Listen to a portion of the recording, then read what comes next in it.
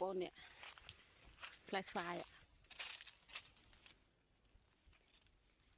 អូយផ្លែដល់ឈោងដល់แล้วនេះ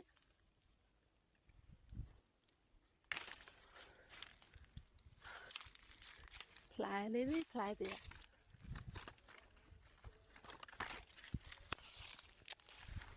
អូយអីក៏ម្លេះនេះ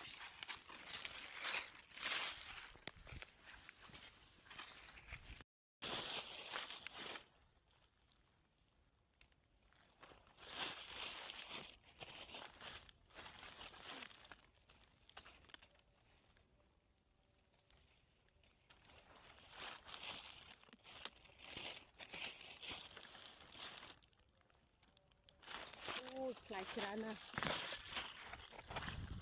បេះហូបជាមួយអើយប្រហុកឆៅបងប្អូនច្រើនប្រហុកឆៅហើយនេះអូយផ្លែច្រើនណាស់នេះណាមកណាទៀតម៉ែផ្លែលំប្រេនេះ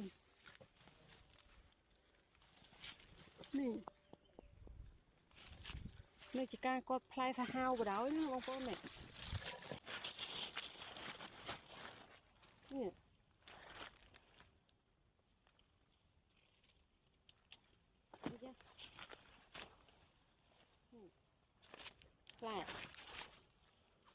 ផ្លែច្រើនណាផ្លែស្វាយ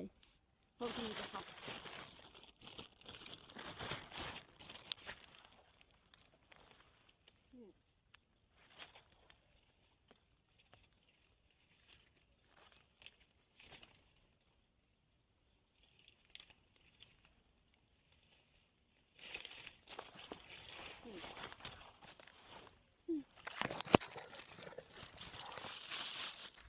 បេះច្រើនតិចវិញងាយទៅផ្ទះវិញអើយបេះទុកទៅចែកគ្នាហូប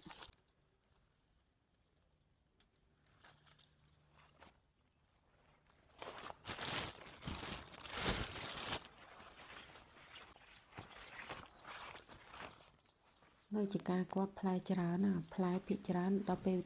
ផ្លែចាស់ទៅទុំទៅអត់មានបេះអត់មានអីទេអញ្ចឹងហើយជ្រុះចោល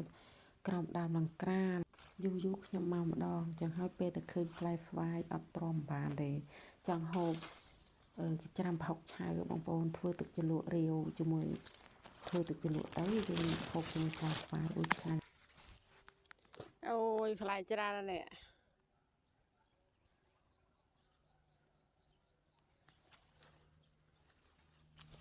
ច្រើនមែនតើ